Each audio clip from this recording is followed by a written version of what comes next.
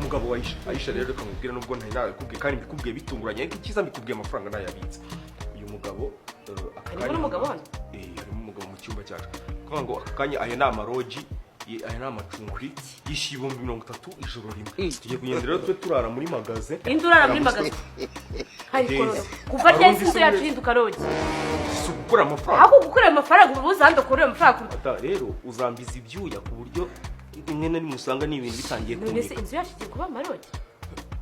ntago ari amarogi ni amacumbi kandi ikindi mata none se ubu umuntu aje hano kukuntu uzakubwira ati nge rero ijoro riramfashe kandi nabuze aho ndara mwancumbiki wabura kumucumbiki aho handi ibazo ubikoze ku buntu noneho amafaranga wakora iki aho handi muri stock muri magaze ariko yajya muri saro akaryama nyine muri saro naho ubuntu ariko mu gihe umurishiye wamuraza muri saro ari ibyo yavuga ati reka ngiye gufata ndi mafi urumva ko uza ariko se umva nkubwire bano bantu hano hirya kuri aya maburetoma bandushike si igitanda n'amashuka n'iki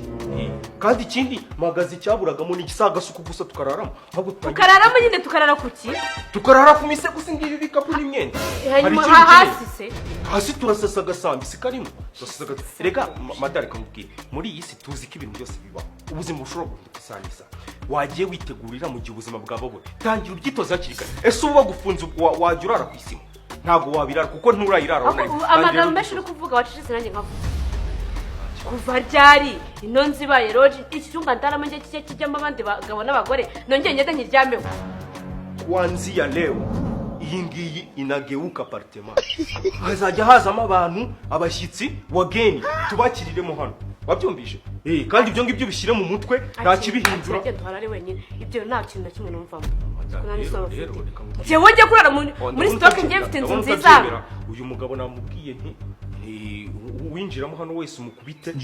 rero n'uwinjiramo kumva amawuku kugezeho umenye ibyo ari byo kandi namubwira nti ngiye nta mugore ngira okay nawe mubwira ngo kwidefanda ngo iki iki impamvu yamubwiye